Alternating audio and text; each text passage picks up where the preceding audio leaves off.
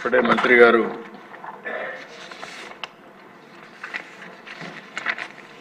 ఈ యొక్క వరద బాధితుల గురించి సమాధానం చెప్పారు అధ్యక్ష. ప్రత్యేకంగా మనకు తూర్పుగోదావరి, పశ్చిమ గోదావరి, కోనసీమ, కాకినాడ, ఏలూరు ఈ 5 జిల్లాలు ఈ వరదలో దెబ్బతిన్నాయి. నష్టపోయిన పంటలు కూడా చూస్తే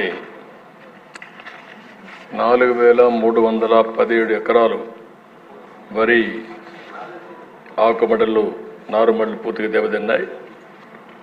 1,06,000 ఎకరాల్లో నాట్లు వేసిన వరి పంట ఉంది, అది ముంపుకు గురైంది. మొక్కజొన్న ఒక 3,160 ఎకరాలు, పత్తి 960 ఎకరాలు. ఇవన్నీ కూడా దేశ ప్రాథమిక అంచనాలు మాత్రం. ఫీల్డ్కి పోయినప్పుడు కొంత పెరిగే అవకాశం కూడా ఉంటుంది. అదే మరి ఏఎస్ఆర్ డిస్ట్రిక్ట్ కూడా కొంత మెట్ట ప్రాంతం అయినప్పటికీ అక్కడ కూడా ఈ వరదల వల్ల దెబ్బతినే పరిస్థితి వచ్చింది.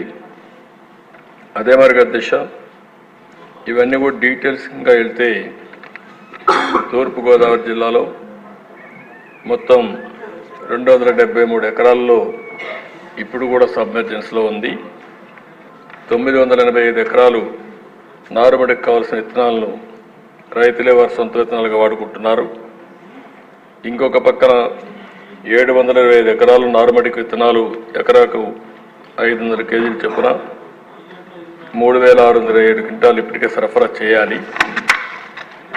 అదే మరి అధ్యక్ష, ఈరోజు వరి నాట్లు పూర్తయిన భూమి కూడా చూస్తే నేను ముందే చెప్పాను 1,06,000 ఎకరాలని. అయితే ఏదేమైనా అధ్యక్ష, ఒక విషయం ఇక్కడ ఎప్పుడన్నా కానీ ప్రకృతి విపత్తి వచ్చినప్పుడు ప్రభుత్వం అనేది పూర్తిగా ఆదుకోవాల్సిన బాధ్యత ప్రభుత్వం పైన ఉంటుంది.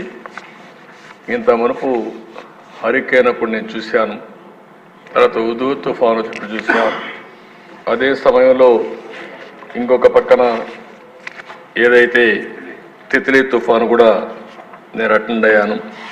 ఈ 3-4 తుఫాన్లు చూసిన తర్వాత అధ్యక్ష, ఇప్పుడు కూడా ఈ 5-6 జిల్లాలో వచ్చిన విపత్తు వల్ల ఇమీడియట్గా తాత్కాలికంగా వాళ్ళకి ఇవ్వాల్సిన గ్రాంట్ ఇది కూడా రిలీఫ్ ఇవ్వాలి.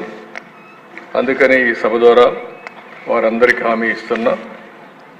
ప్రతి ఒక్క కుటుంబానికి, నష్టపోయిన కుటుంబాలకి 25 కేజీల బియ్యం, 1 కేజీ పప్పు, 1 litre palm oil, 1 KG potato, 1 KG ఉల్లిపాయలు ఇస్తున్నాయి.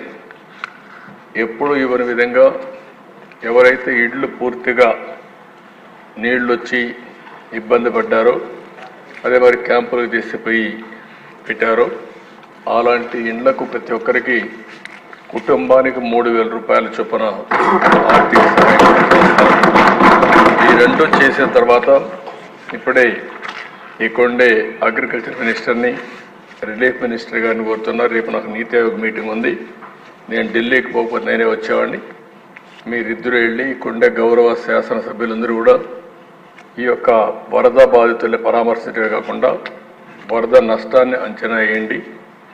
ఏ పంట ఎంతవరకు సబ్మెర్జెన్స్ అయింది, ఏదైనా రికవర్ అయిందా, రికవర్ కాకపోతే ఏం చేయాలి, ఏం చేస్తే ఇన్పుట్ సబ్సిడీ ఎంతవరకు ఇవ్వాలి, మళ్ళీ రైతు కోలుకోవడానికి ఏమి ఇవ్వాలనో ఒకసారి నాకు రికమెండ్ చేస్తే తప్పకుండా వాళ్ళని ఆదుకునే బాధ్యత తీసుకుంటాం. ఏ పంట నష్టపోయిందో కొన్ని నామ్స్ కూడా ఇంతవరకు మనం ఎస్టాబ్లిష్ చేశాం. ఆ నామ్స్కు తగినట్టు ప్రతి ఒక్క రైతును ఆదుకునే బాధ్యత ఈ ప్రభుత్వం తీసుకుంటాం. గౌరవ శాసనసభ్యులు కూడా అసెంబ్లీలో ఉన్నారు. నేను ఈ రోజు వరకు ఇక్కడే ఉన్నాం.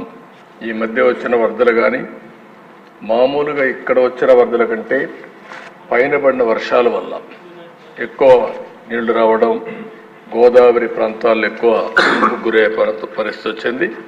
ఏదేమైనా ప్రతి ఒక్కరిని పరామర్శించే బాధ్యత మంది.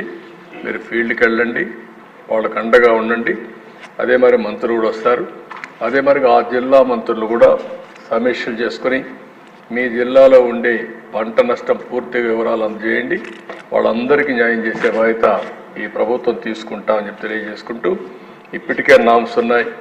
అవసరమైతే ఇప్పుడుండే నామ్స్ కంటే ఎక్కువ ఇవ్వడానికి ఎన్ని కష్టాలున్నా పర్వాలేదు. రైతులు ఇబ్బందుల్లో ఉన్నప్పుడు, ఇలాంటి తుఫాన్ వచ్చినప్పుడు కొంతమంది చాలామంది ఇబ్బందుల్లో ఉంటారు. అప్పుడే ప్రభుత్వం యొక్క సమర్థత, ప్రభుత్వం యొక్క ఉదారత రెండు తేలుతాయి.